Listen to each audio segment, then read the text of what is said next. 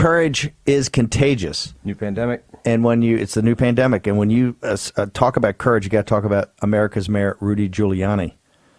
So, Mayor, understanding you're showing leadership, and here's the leadership you're showing. They can mock and ridicule you.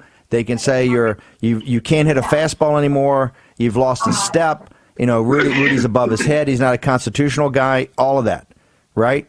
And you're just relentless. You keep coming. You keep coming. You keep coming. It's pure honey badger, okay? And that's exactly what's needed now: grit and determination. So I want to go back to my question: is there enough courage in the leadership of the Republican Party in these states to actually, we're on the cusp of securing a great victory, right? Or we're on the cusp of oblivion. This is a binary function, right? There's not any question here. One or the other. What are you telling our audience it takes now, and what can they do to assist you in trying to put a spine into the gutless establishment of the Republican Party in states like Georgia, in Arizona, and in Pennsylvania? Let the leadership of the party know that this is an absolute necessity for the future of our country, and that it's not going to be forgotten if people are on the wrong side of this. This is one of those things that 10, 15, 20 years from now, people will ask what side were you on. And if you're on the wrong side of this, you're going to be on the wrong side of the Republican Party and the wrong side of history. And I think, people tend to follow a leader. And I think this does come down to getting the first legislature to take a stand and say there was too much corruption in this election. It's quite clear that Biden stole it, and we're going to disqualify him, and we're going to give our votes to Trump. They are perfectly entitled to do that under Article 2, Section 1, Clause 2 of the Constitution. People have to go read it. The state legislature runs the presidential election. The state legislature determines the electors. The state legislature determines ultimately if the vote that was given to them to select electors is legitimate or not, and has the right to discount votes that are illegitimate. And then you discount those illegitimate votes properly, and we win Pennsylvania, Michigan, Wisconsin easily. We win Arizona and Georgia, which were quite close. I think we win Nevada too. So you don't need all those. You just need 3 of them if you have Pennsylvania. It takes a lot of guts to do it. But I think if enough go out front, the people who are now frightened will come along, because then they're not going to be standing there all by themselves. In Wisconsin, Jack Basso has been reporting this entire show. He's hearing from guys in the room that, there's 19,000 of these IC rejections in Milwaukee County. There's going to be more in Dane County. They just announced that it's going to be sometime on Sunday. They think they'll be finished.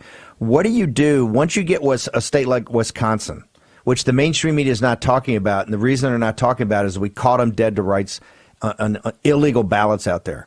What's your next step? Do you take it to the General Assembly there, or do you go into the court? Where you're the strategist, you're driving this. The courts are so darn political. It's a shame. I mean, the case in Wisconsin in a court is almost an obvious one. You're supposed to have an application for every absentee ballot. And when you count, and this is the law in Wisconsin, who has the strictest absentee law in the country, they almost don't like absentee ballots. They basically say it in their legislation. And they even say in the legislation they want the law strictly construed. So you have maybe 50, 60,000 absentee mail-in votes without an application. The law says you count those out in the county in which they were cast. You do that, and he wins that election by about 40,000 votes. If you just follow the law, if you have the courage to follow the law. So that's why we have to also count on the state legislature, because some of the judges make up the law. In Pennsylvania, the language in the statute says that when you're counting these ballots, both sides have to be present. You know what the Supreme Court of Pennsylvania decided? 5-2, the 5 Democrat judges. That present just means you can be in the room, but they don't have to show you anything. But what would be the purpose of being in the room if they didn't show you anything? You're supposed to be there to inspect the integrity of the ballot, but they can put you in the room and hide it from you. That's a ridiculous decision. You only make that decision for political reasons.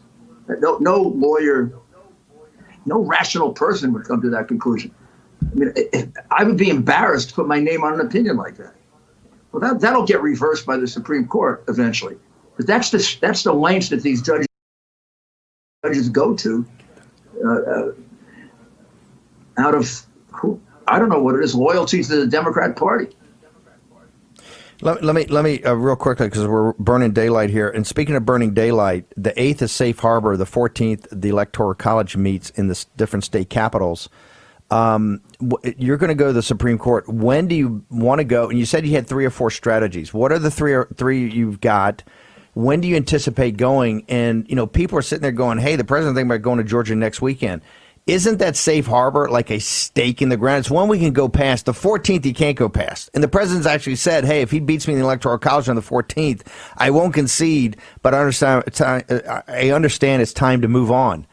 So when does Rudy Giuliani and the team, when are you going to be arguing in front of the Supreme Court as you see it on Friday the 27th? Well, it depends on how we get there.